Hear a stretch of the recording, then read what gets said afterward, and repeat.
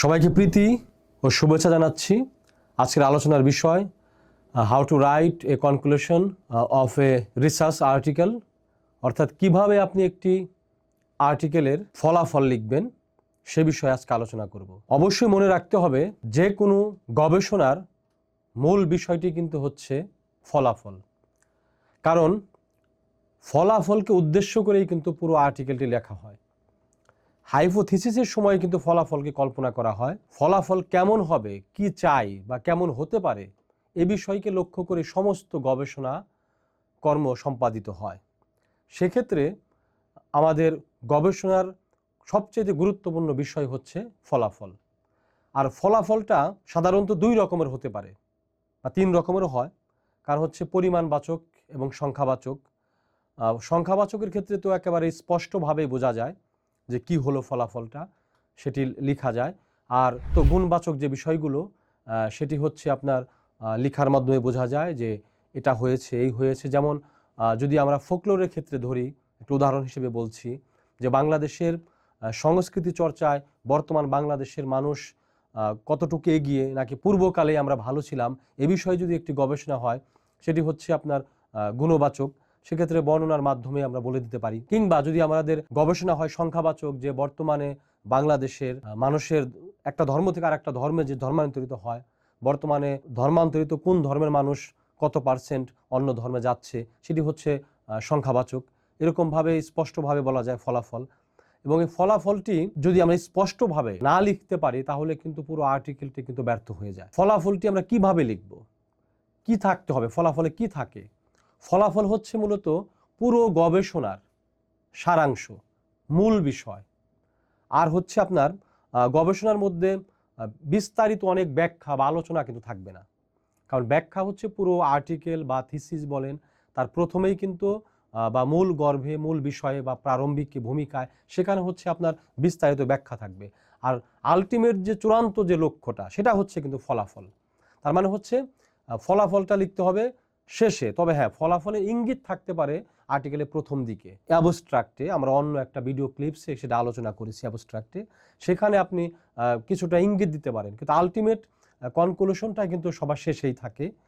তো সেক্ষেত্রে আমাদের আর একটা ব্যাপার হচ্ছে কনক্লুশনের কথাটা কিন্তু আপনি খুব বেশি ইলাবোরেট বা বিস্তারিতভাবে বলবেন না, অল্প কথায় সংক্ষেপে, যাতে খুব সহজেই মানুষ বুঝতে পারে। কারো যদি পুরো একটা আর্টিকেল বা একটা থিসিস বা একটা যে কোনো গবেষণার প্রকল্পের একটা বই পড়ার যদি তার সময় না থাকে, তাহলে সে একদম শেষ ভাগে কনক্লুশনে গিয়ে সে আপনার ফলাফলটা দেখে নিতে পারবে। ফলাফল লিখার কিভাবে লিখবো আমরা এই ফলাফলটা, সে বিষয়ে আমাদের একটা গুরুত্বপূর্ণ একটা টপিকস, যে কিভাবে আমরা লিখবো ফলাফল। প্রথমত হচ্ছে বর্ণনাত্মকভাবে যদি আমরা লিখি তাহলে তো আমরা নর্মালি লিখতে পারবো, সেটি হচ্ছে এক প্যারায় বা দুই প্যারায়, তিন প্যারায় হলে ভালো হয়, কিংবা এর বেশি হওয়া উচিত না।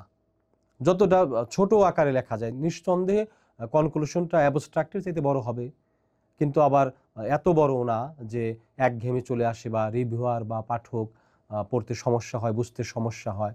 তার মানে হচ্ছে ছোট, তবে খুব ছোট না, অ্যাবস্ট্রাক্টের চাইতে বড়। সংখ্যাবাচক ফলাফল প্রকাশ করেন তাহলে কিন্তু এখানে আপনার বিভিন্ন ডাটা, তারপর হচ্ছে ডায়াগ্রাম, এগুলো কিন্তু ব্যবহার করতে হবে। এই ডায়াগ্রামের ক্ষেত্রে আপনার বিভিন্ন টেবিল আকারে বা ফিগার তৈরি করে আপনি এগুলো প্রকাশ করতে পারেন, যাতে খুব সহজেই বোঝা যায়। এইখানে আবার কিন্তু যদি আপনার সংখ্যাবাচক হয়, গুণবাচকের মতো কিন্তু একটা বর্ণনাত্মক উপায় লিখলে কিন্তু সমস্যা তৈরি হবে। এই ক্ষেত্রে আপনার অবশ্যই মাস্ট ডায়াগ্রাম আকারে বা টেবিল আকারে আপনি প্রকাশ করতে পারেন। যেমন উদাহরণ দিতে পারি এরকমভাবে আমরা, যে বাংলাদেশে 10 থেকে 15 বছর বয়সী কতজন বাচ্চা, কতজন পড়াশোনা করেন সে বিষয়ে, এর মধ্যে মেয়ে শিশু কতজন, ছেলে শিশু কতজন, এগুলো প্রত্যেকটা আলাদা আলাদা টেবিল আকারে আমরা ফলাফলটা প্রকাশ করতে পারি। এটি একটা উদাহরণ আর কি। এছাড়া হতে পারে যে বাংলাদেশে মৃত্যুর হার কোন বয়সে কত, শিশুকালে বেশি মারা যায়, যুবকালে নাকি বৃদ্ধকালে, সেগুলো আমরা টেবিল আকারে প্রকাশ করতে পারি। এগুলো হচ্ছে আপনার কনক্লুশন এই টেবিল এভাবে সহায়তা করতে পারে। মূল ফল যে প্রকাশ করবেন, মূল ফলটা হচ্ছে আগে প্রকাশ করতে হবে। মূল ফলটা আগে প্রকাশ করে ফলাফলটা পরে হচ্ছে উপফল, উপ বিষয়গুলো যেগুলো হচ্ছে আপনার মূল ফলটাকে সহায়তা করে, সেগুলোকে আপনি পরে করবেন, যাতে প্রথমেই একেবারে আপনার মূল যে ফলাফলটা সেটা পাঠক বা কাঙ্ক্ষিত যে ব্যক্তি যাদের দরকার যারা বুঝে নিতে পারেন। গবেষণার প্রশ্ন অনুযায়ী কিন্তু আপনি ফলটা প্রকাশ করা দরকার। আপনি গবেষণার প্রশ্ন যেটা নিয়ে হাইপোথিসিসের সময় আপনি যে প্রশ্নমালা যে প্রশ্ন তৈরি করেছেন, দেখা গেল যে আপনি কনক্লুশনে গিয়ে ফলাফলে গিয়ে যদি আপনার প্রশ্ন অনুযায়ী না হয়, তাহলে কিন্তু আপনার মানে পুরো আর্টিকেলটাই বা পুরো গবেষণার বিষয়টাই কিন্তু ব্যর্থ হয়ে যায়। তো সেক্ষেত্রে এই বিষয়ে কিন্তু গুরুত্বপূর্ণ একটা ভূমিকা রাখতে হবে। অনেক গবেষণায় দেখা যায় এরকম হয়, বড় বড় প্রকল্পের গবেষণায় এরকম হতে দেখা যায় যে একটা প্রশ্ন নিয়ে এগিয়েছে কিন্তু আলটিমেট রেজাল্টে প্রশ্নের সাথে কোনো সংশ্লিষ্টতা নাই, তাহলে কিন্তু পুরো গবেষণার কোনো মানেই থাকে না। সুতরাং আপনি যেরকম প্রশ্ন প্রথমে তৈরি করেছেন, আপনার রিসার্চ কোশ্চেন তৈরি করেছেন, সে অনুযায়ী আপনাকে ফলাফলটা কিন্তু নির্ধারণ করতে হবে বা ওইভাবে আপনার গবেষণাটা এগিয়ে নিতে হবে যাতে আপনার প্রশ্ন অনুযায়ী ফলাফলটা তৈরি হয়। আপনার ফলাফলের মধ্যে আপনার পুরো গবেষণার একটি ব্যাখ্যা বা সিদ্ধান্ত কিন্তু আপনি দিতে পারেন। যেমন বাংলাদেশের বর্তমানে আমরা উদাহরণ দিতে পারি আর্সেনিক সমস্যা। আর্সেনিকের জন্য যে আমরা বলতে পারি যে এতগুলো জেলায় এই আর্সেনিক সমস্যা তৈরি হয়েছে। তো সেক্ষেত্রে আপনি এখন করণীয় কি, একটা আপনার মতো করে ব্যাখ্যা কিন্তু সেখানে আপনার ফলাফলের মধ্যে আপনি কিন্তু যুক্ত করতে পারেন। তাতে হবে কি, আপনার প্রাদুর্ভাবের সমস্যা সংক্রান্ত বিষয়গুলো যেমন জানলো, তেমনি আপনার একটা ব্যাখ্যা বা আপনার রেজাল্টের জায়গাতে যে কি করণীয় সেটা আপনি কিন্তু বিস্তারিতভাবে বলতে পারবেন। কনক্লুশনটা আপনি কতটুকু লিখবেন, কত বড় করবেন, এটা কিন্তু প্রথমে আমরা বলেছি একেবারে প্রথমেই যে অ্যাবস্ট্রাক্টের চাইতে একটু বড় কিন্তু খুব ছোট না। এরপর হচ্ছে আপনার মূল বার্তা থাকতে হবে, মূল কথাটা থাকতে হবে। এরপর হচ্ছে আপনার প্রয়োজন হলে সীমাবদ্ধতা। অনেক দেখা যায় যে আপনার গবেষণা যদি আপনার গবেষণা করে একটা বিষয় আপনার ফলাফল এসেছে, সেখানে যদি আপনার সীমাবদ্ধ থাকেন কোনো একটা ব্যাপারে বা সীমাবদ্ধ একটা রেজাল্ট আসে, সেটাও কিন্তু মাস্ট আপনাকে উল্লেখ করতে হবে। আপনার মন গড়া আবেগ আশ্রিত হয়ে কোনো কিছু লেখা যাবে না। দেখা গেল কোনো একটা বিষয়ে আমরা যদি বাংলাদেশ প্রেক্ষাপটে আলোচনা করি, দেখা গেল যে সেখানে আপনার হয়তো সমস্যা তৈরি হচ্ছে বা কোনো রাজনৈতিক প্রেক্ষাপটেও আপনার কিন্তু সেখানে মিথ্যার আশ্রয় বা আবেগ আশ্রিত হয়ে কোনো কিছু মিথ্যা ফলাফল কিন্তু দেওয়া যাবে না। মূলটাই কিন্তু অবশ্যই আপনাকে দিতে হবে। ভবিষ্যতে আপনি একটা গবেষণা করেছেন, তো ভবিষ্যৎ কোনো গবেষকের জন্য দেখা গেল যে আপনার একটা গবেষণা করতে গিয়ে কোনো একটা প্রশ্ন আমার মাথায় এসেছে, কিন্তু সেটা আপনার মুখ্য প্রশ্ন ছিল না। তো সেক্ষেত্রে আপনি একটা প্রশ্ন কিন্তু আপনি নতুন নবীন গবেষক বা যারা পরবর্তী গবেষণা করবে তাদের জন্য কিন্তু একটা সুপারিশ রেখে যেতে পারে। সেটা একাধিকও হতে পারে। সেই সুপারিশটার মাধ্যমে যাতে যারা পরবর্তীতে এই সেক্টরে আপনার সংশ্লিষ্ট সেক্টরে কেউ গবেষণা করবে, সেখানে কিন্তু এই বিষয়টা নিয়ে সে কাজ করতে পারবে। অনায়াসে আপনার ফলাফলটা পড়ে একটি নতুন একটা আইডিয়া বা নতুন একটি প্রশ্ন সে কিন্তু পেয়ে গেল। এটা কিন্তু খুব গুরুত্বপূর্ণ একটা ব্যাপার।